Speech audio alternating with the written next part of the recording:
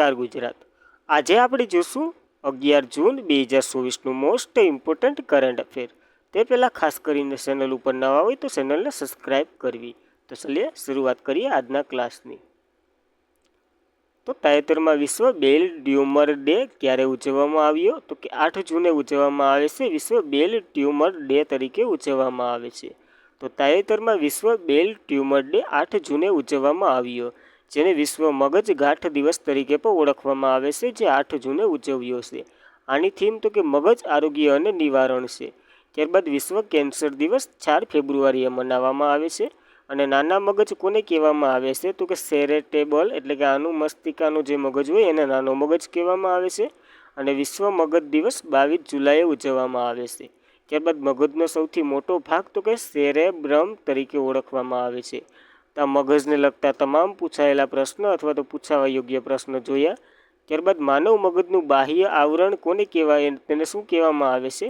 તો કે ડ્યુરામેટક કહેવામાં આવે છે, જે બાહ્ય એટલે કે માનવનું બાહ્ય મગજનું આવરણ હોય છે તેને કહેવામાં આવે છે। ત્યારબાદ જૂન મહિનાના દિવસો જોઈ લઈએ તો કે 1 જૂન વિશ્વ દૂધ દિવસ તરીકે ઉજવવામાં આવે છે। 2 જૂન તો કે તેલંગાણાનો સ્થાપના દિવસ। 3 જૂન તો કે વિશ્વ સાયકલ દિવસ। 5 જૂન તો કે વિશ્વ સાયકલ દિવસ 3 જૂન વિશ્વ સાયકલ દિવસ। 5 જૂન તો કે વિશ્વ પર્યાવરણ દિવસ। અને 8 જૂન તો કે વિશ્વ મહાસાગરીય દિવસ તરીકે ઉજવવામાં આવે છે। 8 જૂનની વાત કરીએ તો વિશ્વ મગજ દિવસ પણ ઉજવાય છે, તો ખાસ કરીને આ દિવસો યાદ રાખવા જૂન મહિનાના। ત્યારબાદ તાજેતરમાં એજેટી જૈનસિંહનું અવસાન થયું છે, તો ત્યાં તેનું ક્ષેત્રીય યોગદાન હતું, તો કે વન્ય સંરક્ષણ ક્ષેત્રે તેને યોગદાન આપ્યું હતું। તો તાજેતરમાં એજેટી જૈનસિંહનું અવસાન થયું છે। તેઓએ વન્ય સંરક્ષણ ક્ષેત્રે હતા।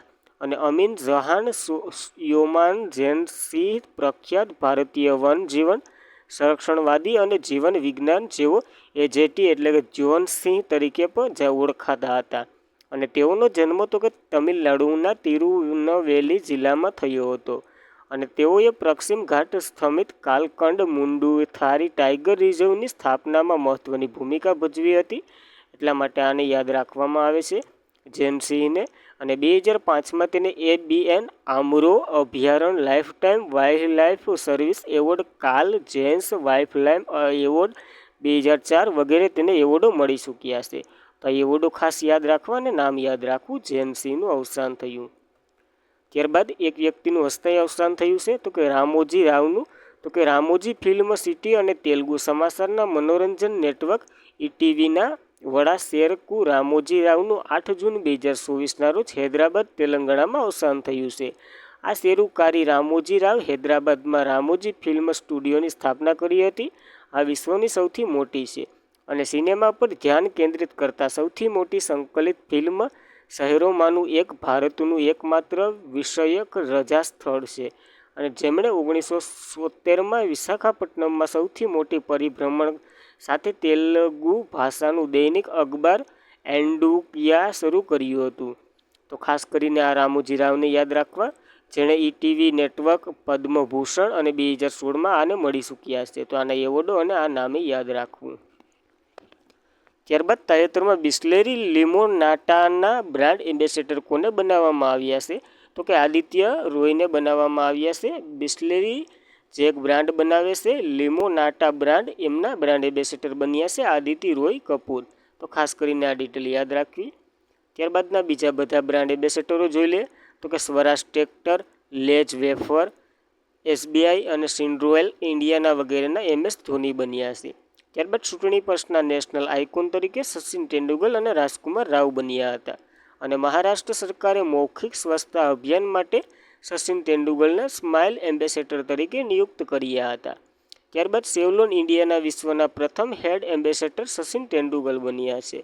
અને ઇન્ફોસિસના બ્રાન્ડ એમ્બેસેડર તરીકે ઇગા સ્વીટેક અને રાફેલ નડાલ પુરુષોમાં, જ્યારે BPSCLના બ્રાન્ડ એમ્બેસેડર તરીકે રાહુલ દ્રવિડ બન્યા છે।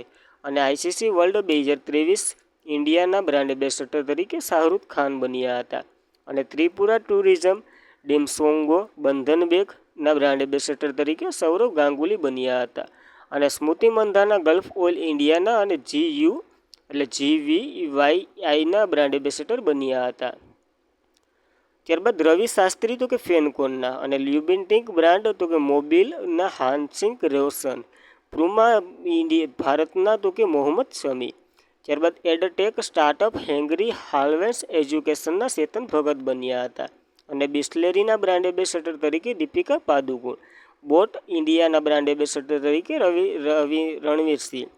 ત્યારબાદ ફિટ ઇન્ડિયા મુવમેન્ટના નરેશ કુમાર અથવા તો એવરેજ બેટરીના નીરજ ચોપડા બન્યા હતા. અને એની સાથે સાથે BPCLU સ્પીડ પેટ્રોલના પણ બન્યા હતા. ત્યારબાદ સ્પેન ઇન્ડિયાના સંજના સાંધી બન્યા હતા. અને યુનિસેફ ઇન્ડિયાના કરીના કપૂર બન્યા હતા. અને મુથુટા ગ્રુપના શાહરૂખ ખાન બન્યા હતા. તમાકુ નિયંત્રણ માટે બ્રાન્ડ એમ્બેસેડર તરીકે પીયુ સિંધીની નિમણૂક કરવામાં આવી હતી. તો આ બ્રાન્ડ એમ્બેસેડર જોયા. ત્યારબાદ તાજેતરમાં ફ્રેન્ચ ઓપન 2024માં મેન્સ સિંગલનું ટાઇટલ કોણે જીત્યું છે? તો એ કાર્લોસ અલ્કારાઝે જીત્યું છે. કાલ આપણે મહિલાની વાત કરી હતી. તો તાજેતરમાં ફ્રેન્ચ ઓપન 2024માં મેન્સ સિંગલનો ખિતાબ કાર્લોસ અલ્કારાઝે જીત્યો છે. મેન્સમાં કાર્લોસ અલ્કારાઝની વાત કરીએ તો તેઓ સ્પેનના ખેલાડી છે. અને ઇગા સ્વિટેક જે પોલેન્ડના છે, જેને મહિલામાં જીત્યો હતો. તો હવે જોઈ લઈએ તો કે ઓસ્ટ્રેલિયન ઓપન તો કે જાનકી સિન્નલે જીત્યો હતો, જે ઇટાલીના છે. અને આર્યના સાલેબએ જીત્યો હતો, જે બેલારુસના છે, તેને મહિલામાં જીત્યો હતો, જ્યારે ઓલાએ પુરુષમાં. અને રોહન બોપન્ના અને મેથ્યુ એબેટ, જેણે મેન્સ ડબલમાં ટાઇટલ જીત્યું હતું, અને એ ભારતના ખેલાડી છે. ત્યારબાદ ફ્રેન્ચ ઓપનની વાત કરી લે તો કાર્લોસ અલ્કારાઝે જે સ્પેનના જે મેન્સમાં, અને ઇગા સ્વિટેક જે પોલેન્ડના છે, એને મહિલામાં ખિતાબ જીત્યો છે. તો ખાસ કરીને યાદ રાખવું. ત્યારબાદ ભારત અને કતાર વચ્ચે રોકાણ સહયોગોની મજબૂત કરવા માટે તાજેતરમાં જ જોઈન્ટ ટાસ્ક ફોર્સ ઓફ ઇવેન્ટની પ્રથમ બેઠક ક્યાં આયોજન કરવામાં આવ્યું છે? તો કે દોહા, કતાર ખાતે આનું આયોજન કરવામાં આવી રહ્યું છે. તો ભારત અને કતાર વચ્ચે રોકાણ સહયોગોની મજબૂત કરવા માટે તાજેતરમાં જ જોઈન્ટ ટાસ્ક ફોર્સ ઓફ ઇન્વેસ્ટમેન્ટની પ્રથમ બેઠક છે, એટલા માટે ખાસ કરીને યાદ રાખવું, દોહામાં આયોજિત છે.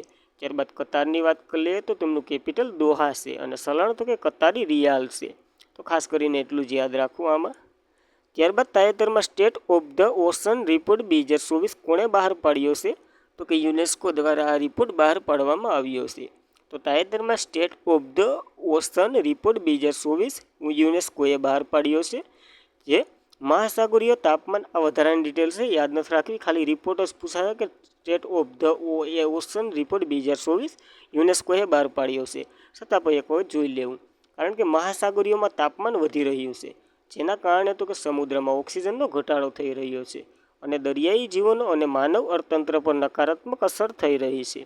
આ સિવાય વાતાવરણમાં કાર્બન ડાયોક્સાઇડનું પ્રમાણ વધી રહ્યું છે, જેના કારણે 1993થી દરિયાઈ જીવો માટે ખતરો સતત વધી રહ્યો છે, અને જેના કારણે તો કે દરિયાના વિસ્તારોમાં પૂર અને જમીનને નુકસાન થઈ રહ્યું છે. આના મેન પોઈન્ટ છે, શા માટે વધી રહ્યો છે એવું બધી છે, ન યાદ રાખો તો ચાલશે. ખાસ કરીને યુનેસ્કો વિશે યાદ રાખવું. ત્યારબાદ યુનેસ્કોની વાત કરીએ તો તેમનું કે ફૂલ ફોર્મ તો કે united national education scientific and culture organization તેમનું ફૂલ ફોર્મ થાય છે. તેમની રચના તો કે 16 નવેમ્બર 1945માં થઈ હતી. મુખ્ય મથક તો કે પેરિસ, ફ્રાન્સ ખાતે આવેલું છે. અને હાલના ડીજી તો કે એન્ડ્રી ઓલેલા છે, જે ફ્રાન્સના છે. ખાસ કરીને એટલું યુનેસ્કો વિશે યાદ રાખવું. ત્યારબાદ તાજેતરમાં Dilip Bose lifetime achievement award કોને સન્માનિત કરવામાં આવ્યા છે? તો કે નરસિંહને સન્માનિત કરવામાં આવ્યા છે આ એવોર્ડથી. તો તાજેતરમાં દિલીપ બોઝ લાઇફટાઇમ અચીવમેન્ટ એવોર્ડથી નરસિંહને સન્માનિત કરવામાં આવ્યા છે. જ્યાં દિલીપ અનુભવી tennis coach Narsinh coaching lifetime achievement award માટે પ્રતિષ્ઠિત દિલીપ બોઝ એવોર્ડ માટે પસંદ કરવામાં આવ્યા છે. આ દિલીપ બોઝ લાઇફટાઇમ એવોર્ડ કયા વ્યક્તિને આપવામાં આવે છે, એટલે કે કઈ કેટેગરીમાં આપવામાં આવે છે? તો ટેનિસના ખેલાડી અથવા તો કોચને આપવામાં આવે છે આ એવોર્ડ. તો આ ખાલી યાદ રાખવું, એટલો બધી ડીપમાં તો નહીં જાય, પણ તોય આ નામ પેલી વખત સાંભળ્યું હોય તો કઈ રમત સાથે સંકળાયેલું છે ને એટલું પણ પૂછી લઈએ કે આ એવોર્ડ કઈ રમત સાથે સંકળાયેલો છે, તો ખાસ કરીને જોઈને જવો.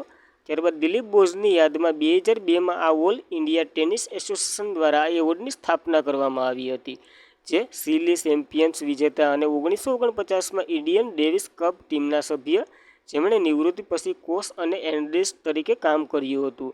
એટલા માટે આ કોચને એવોર્ડ આપવામાં આવે છે. અને હાલ કેને મળ્યો છે? તો કે નરસિંહને મળ્યો છે, જે દિલ્હીના અનુભવી ટેનિસ કોચ છે. અને મહિલા કોચ માટે નવા લાઇફ ટાઈમ અચીવમેન્ટ એવોર્ડ પણ જાહેરાત કરવામાં આવી હતી. હવે જે આ વર્ષે ઇટાર દ્વારા શરૂ કરવામાં આવી હતી, જે પ્રથમ એવોર્ડ મહારાષ્ટ્રના જે પૂર્ણીની રોહિન સાંખેડાને આપવામાં આવ્યો હતો અને નેશનલ ઇન્સ્ટિટ્યુશન ઓફ સ્પોર્ટમાંથી લાયકાત મેળવનાર પ્રથમ મહિલા ટેનિસ કોચ છે. તો કોચને એવોર્ડ આપવામાં આવે છે. એક નરસિંહને મળ્યો અને એક રોહિની સાંખેડાને મળ્યો છે. તો આ બંને ખાસ કરીને યાદ રાખવા, પેલી વખત અપાયો એટલે. ત્યારબાદના એવોર્ડો જોઈ લઈએ. તો કે મિલિયટ જેન્સ advocate of the year award 2023 Radhika સેનને અને 100 પ્રાઇઝ શ્રીનિવાસ આર કુલકર્ણીને. હવે સાહિત્ય અકાદમી ફેલોશિપ એવોર્ડ તો કે સ્કકરી બોર્ડને. ત્યારબાદ ટ્યુરિંગ પ્રાઇઝ 2023 તો કે આરવી વિગડન્સને. અને બુકર ઇન્ટરનેશનલ બુકર પ્રાઇઝ 2024 તો કે જેવી એપનબેકને. અને વાહિલ ગોલ્ડ એવોર્ડ 2024 તો કે પૂર્ણિમા દેવી બર્મનને. ત્યારબાદ 2024નો લસુ મહારાજ એવોર્ડ પંડિત રાજેન્દ્ર ગંગાનાઈને મળ્યો છે. ગોલ્ડ મેડલ પર્યાવરણ પુરસ્કાર તરીકે વર્તાતો 2024નો તો કે અલોક શુક્લને મળ્યો છે, જેને ગ્રીન નોબલ કહેવામાં આવે છે. અને કિસ હ્યુમેનિટી પ્રાઇઝ એવોર્ડ 2021 તો કે રતન ટાટાને. અને 2023નો તો કે બિલ્સ ગેટ્સને. અને વર્લ્ડ પ્રેસ ફોટો 2024 તો કે મોહમ્મદ સાલેમને મળ્યો છે. જ્યારે આર્યભટ્ટ પુરસ્કાર તો કે પાવલિયા સુબ્બારાવને મળ્યો છે. અને લતા દીનાનાથ મંગેશકર એવોર્ડ 2024 તો કે અમિતાભ બચ્ચનને. એબલ પુરસ્કાર જે ગણિતનો નોબલ કહેવામાં આવે છે, જે મિશેલ ટેલાગ્લાસને મળ્યો છે. અને ઇરેશિયમ પ્રાઇઝ જે અમિતાભ ઘોષને મળ્યો છે. ત્યારબાદ તો કે 2024નો પિક્ઝલ પ્રાઇઝ રિંકિયા યામામોટાને મળ્યો છે. અને મિસ વર્લ્ડ 2024 તરીકે ક્રિસ્ટીના પિંકાઝેવ ચેક રિપબ્લિકના છે, તેની પસંદગી કરવામાં આવી હતી. ત્યારબાદ મિસ યુનિવર્સ 2023 સેન્ટિન પેલેસિયો બન્યા હતા. અને 2023ના જીડી બિરલા એવોર્ડ તો કે ડૉક્ટર અદિતિ શેંડેને. જ્ઞાનપીઠ પુરસ્કાર 58મો જગત ગુરુ રંભાચાર્ય અને ગુલજારીલાલને મળ્યા હતા. અને કેપીબી નામીબિયા એવોર્ડ એસ સોમનાથનને આપ્યો હતો. જ્યારે CK Naidu lifetime achievement award Ravi Shastri અને ફારૂક એન્જિનિયરને મળ્યા હતા. અને આસામનો વૈભવ સન્માન રંજન ગોગાઈને મળ્યો હતો. ત્યારે એમએસ સ્વામીનાથન એવોર્ડ તો કે બીઆર કંબોજને આપ્યો હતો. અને 2023નો સ્ટાર રામાનુજન પુરસ્કાર તો કે રૂઈ કિંગ આવ ઝાંગને મળ્યો હતો. અને સાહિત્ય અકાદમી પુરસ્કાર હિન્દીમાં તો કે સંજીવને મળ્યો હતો મને ઓળખો માટે. અને અંગ્રેજીનો તો કે નીલમ શરણ ગોરને મળ્યો હતો જાન રાનકી વિનંતી માટે. ત્યારબાદ 23મો વ્યાસ સન્માન તો કે પુષ્પા ભારતીને મળ્યો હતો યાદો માટે. અને 33મો સરસ્વતી સન્માન તો કે પ્રભા વર્માને મળ્યો હતો રુદ્ર સ્વાત્વેતિંગ માટે. અને રેમન મેક્સેસ એવોર્ડ 2023 તો કે ડૉક્ટર રવિ કન્નરને મળ્યા. તો ખાસ કરીને આ એવોર્ડો યાદ રાખવા. 2024ના તમામ એવોર્ડો આવી ગયા છે. ત્યારબાદ તાજેતરમાં ગ્લોબલ હેકાથોન હેંગરી 2024 કોણ લોન્ચ કરી રહ્યું છે? તો આરબીઆઈ લોન્ચ કરી રહ્યું છે. આ એક સ્કીમ છે. તો તાજેતરમાં ગ્લોબલ હેકાથોન હેબિંગ 2024 આરબીઆઈ લોન્ચ કરી રહ્યું છે. તો રિઝર્વ બેંક ઓફ ઇન્ડિયા એટલે કે આરબીઆઈએ તેમની ત્રીજી વિશ્વ hackathon hungry Bing 2024 innovation four ટ્રાન્સફોર્મની શરૂઆત કરી દીધી છે. આ એક ગેમ પ્રકારની છે, જેનો ઉદ્દેશ્ય તો કે વાસ્તવિક સમયગાળાની નાણાકીય છેતરપિંડીનું અનુમાન કરવામાં સંશોધકો અને અટકાયતો માટે નવીનતમ ટેકનોલોજી આધારિત ઉકેલ વિકસાવવાનો છે. હવે આ હેકાથોનના મુખ્ય તો કે 2 થીમ્સ છે, જેમાં તો કે ઝીરો ફાઇનાન્સિંગ ફ્રોડ અને ડિસ્નબલેલ ફેક્ટી છે. જોકે આ એક પ્રકારની એવી ગેમ છે જે અંધી વ્યક્તિ હોય અથવા તો અપંગ વ્યક્તિ હોય એને આ પૈસા ઓળખવામાં મદદ કરે છે, એવા પ્રકારની એક ગેમ છે. તો ખાલી એટલું યાદ રાખજો. ત્યારબાદ આરબીઆઈની વાત કરીએ તો રિઝર્વ બેંક ઓફ ઇન્ડિયા, તેની રચના તો કે 1 એપ્રિલ 1935માં થઈ હતી. 1935નો જે ભારત અધિનિયમ આવ્યો હતો એના આધારિત તે યંગ હિલ્ટન કમિશનના ભલામણથી કરવામાં આવી હતી. તરીકે વાત કરીએ તો શક્તિકાંત દાસ છે 25મા નંબરના. પ્રથમ British governor sir Osborne Smith છે. અને પ્રથમ ભારતીય ગવર્નર તો કે સીડી દેશમુખ છે. ત્યારબાદ તાજેતરમાં બહાર પાડવામાં આવેલ એન્વાયરમેન્ટ પરફોર્મન્સ ઇન્ડેક્સ 2024માં ભારતનો ક્રમ શું છે તે જણાવો. તો કે ભારતનો ક્રમ 176મો ક્રમ ભારતે મેળવ્યો છે આ ઇન્ડેક્સમાં. તો તાજેતરમાં બહાર પાડવામાં આવેલ એન્વાયરમેન્ટ પરફોર્મન્સ ઇન્ડેક્સ 2024માં ભારતને ક્રમ તો કે 176મો મળ્યો છે, જે બાય એલ સેન્ટર ઓફ એટલે કે L centre for environment law and policy દ્વારા દર 2 વર્ષે બહાર પાડવામાં આવે છે આ ઇન્ડેક્સ, જેમાં ભારતને 176મો સ્થાન મળ્યો છે. ટોપ ઉપર તો કે ઓસ્ટ્રેલિયા છે. ત્યારબાદ બીજા નંબર ઉપર તો કે લક્ઝમબર્ગ છે. અને ત્રીજા નંબર ઉપર તો કે જર્મની છે અને છેલ્લા નંબર ઉપર 180માં તો કે વિયેતનામ છે. તો કે 180 દેશોમાંથી ભારતને તો કે 170મું સ્થાન મળ્યું છે. બહુ ખરાબ કહેવાય. ત્યારબાદના 2024ના બધા જ ઇન્ડેક્સો લઈ લઈએ. તો કે કરપ્શન પર્સન ઇન્ડેક્સ 2023 તો કે 93મો નંબર મળ્યો હતો ભારતને, જ્યારે ડેનમાર્ક પ્રથમ નંબર ઉપર હતું. અને સ્વચ્છતા સર્વેક્ષણ 2023માં તો કે ઇન્દોર અને સુરત બંને પ્રથમ નંબર ઉપર હતા. જ્યારે સાસવડ મહારાષ્ટ્રનું તો કે 1 લાખથી ઓછી વસ્તીમાં પ્રથમ નંબર ઉપર હતું. અને સૌથી સ્વસ્થ કોન્ટેનમેન્ટ બોન્ડ તો કે મહુ કોન્ટેનમેન્ટ બોન્ડ હતું. અને રાજ્યની વાત કરીએ તો મહારાષ્ટ્ર, એમપી અને છત્તીસગઢ હતા. અને સૌથી સ્વસ્થ ગંગા સિટીની વાત કરીએ તો વારાણસી અને પ્રયાગરાજ હતું. અને સફાઈ મિત્ર શહેર તો કે ચંદીગઢ હતું. ત્યારબાદ સ્નો લેપર્ડ રિપોર્ટ 2023ની વાત કરીએ તો સૌથી વધારે 718 સીટામાંથી મેક્સિમમ લદ્દાખમાં હતા અને મિનિમમ તો કે જમ્મુ કાશ્મીરમાં છે. જ્યારે ટોમ ટ્રાફિક ઇન્ડેક્સ રેન્કિંગ 2023માં લંડન પ્રથમ ક્રમે હતું, બેંગ્લોર છઠ્ઠા ક્રમે હતું. અને ડેમોક્રેસી ઇન્ડેક્સ 2023માં 41મા નંબર ઉપર ભારત હતું, નોર્વે ફર્સ્ટ હતું. વૈશ્વિક બૌદ્ધિક સંપ્રદાય સૂચકાંક 2024ની વાત કરીએ તો 42મા નંબર ઉપર ભારત હતું, યુએસ ટોપ ઉપર હતું. લિંગ અસમાનતા સૂચકાંક 2022ની વાત કરીએ તો 108 નંબર ઉપર ભારત હતું, ડેનમાર્ક પ્રથમ નંબર ઉપર હતું. યુએનડીપી દ્વારા બહાર પાડવામાં આવે છે આ રિપોર્ટ. ત્યારબાદ માનવ વિકાસ સૂચકાંક 2022ની વાત કરીએ તો 134મા નંબર ઉપર ભારત હતું, સ્વિટ્ઝરલેન્ડ પ્રથમ નંબર ઉપર હતું. અને વર્લ્ડ હેપીનેસ રિપોર્ટમાં 126 નંબર ઉપર હતું, જ્યારે ફિનલેન્ડ પ્રથમ નંબર ઉપર હતું. યુનાઇટેડ નેશનલ દ્વારા બહાર પાડવામાં આવે છે આ રિપોર્ટ. ગ્લોબલ ફાયર પાવર ઇન્ડેક્સમાં 64 નંબર ઉપર હતું અને ટોપ ઉપર તો કે યુએસ હતું. અને બિઝનેસ એન્વાયરમેન્ટ રેન્કિંગ 2024ની વાત કરીએ તો 51મા નંબર ઉપર ભારત હતું, સિંગાપુર ફર્સ્ટ નંબર ઉપર હતું. અને હુરુન દ્વારા ગ્લોબલ યુનિકોર્ન ઇન્ડેક્સ 2024ની વાત કરીએ તો ત્રીજા નંબર ઉપર ભારત હતું, પહેલા નંબર ઉપર યુએસ અને ચીન, ત્યારબાદ ભારત. અને વિશ્વનું ત્રીજું સૌથી મોટું ઈ માર્કેટિંગ પ્લેસ બન્યું હતું જેમ. અને સાયબર ક્રાઇમ ઇન્ડેક્સ 2000ની વાત કરીએ તો તેમાં 10મા નંબર ઉપર ભારત હતું, રશિયા ફર્સ્ટ હતું. અને પર્યાવરણીય પ્રદર્શન સૂચકાંક 2024ની વાત કરીએ, હાલ આપણે જોઈએ જ. અને ગ્લોબલ સિટીઝ ઇન્ડેક્સ 2024ની વાત કરીએ તો ન્યૂયોર્ક પ્રથમ નંબર ઉપર હતું. અને દિલ્હી તો કે 350મું સ્થળ અને પ્રથમ નંબર ઉપર હતું ભારતનું. ત્યારબાદ પ્રવાસ અને પ્રવાસ વિકાસ સૂચકાંક 2024ની વાત કરીએ તો 39મા નંબર ઉપર ભારત હતું અને યુએસ પ્રથમ નંબર ઉપર હતું. વર્લ્ડ ઇકોનોમી ફોરમ દ્વારા બહાર પાડવામાં આવે છે. ત્યારબાદ વિશ્વ પ્રેસ સ્વતંત્રતા સૂચકાંક 2024ની વાત કરીએ તો 159 નંબર ઉપર ભારત હતું, નોર્વે પ્રથમ નંબર ઉપર હતું. અને સિપ્રીએ જે લશ્કરી ખર્ચની વાત કરી હતી એમાં ચોથા નંબર ઉપર ભારત હતું, યુએસ પ્રથમ નંબર ઉપર હતું.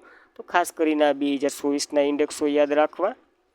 ત્યારબાદ કઈ રાજ્ય સરકારે મુખ્યમંત્રી ખેડૂત અને ખેતીના મજૂરોને જીવન સુરક્ષા યોજના પરની વય મર્યાદા દૂર કરવામાં આવી છે? તો હરિયાણાની આ એક યોજના છે, તો આપણે ડિટેલમાં જોઈએ. તાજેતરમાં હરિયાણા રાજ્ય સરકારે મુખ્યમંત્રી ખેડૂત અને ખેડૂત મજૂરો જીવન સુરક્ષા યોજના પરથી વય મર્યાદા હટાવી દીધી છે. તો વય મર્યાદા રાખી હતી કઈ? તો કે 10 વર્ષથી ઉપર અને 65 વર્ષથી નીચે, આ એનો ક્રાઇટેરિયા હતો.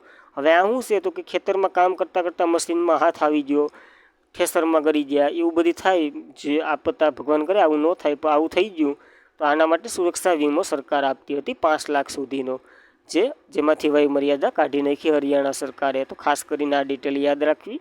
ત્યારબાદ હરિયાણાની વાત કરીએ તો તેમનું કેપિટલ ચંદીગઢ છે અને સીએમ તો કે નાયબ સૈની છે અને હરિયાણાના રાજ્યપાલ બંડારુ દત્તાત્રેય છે.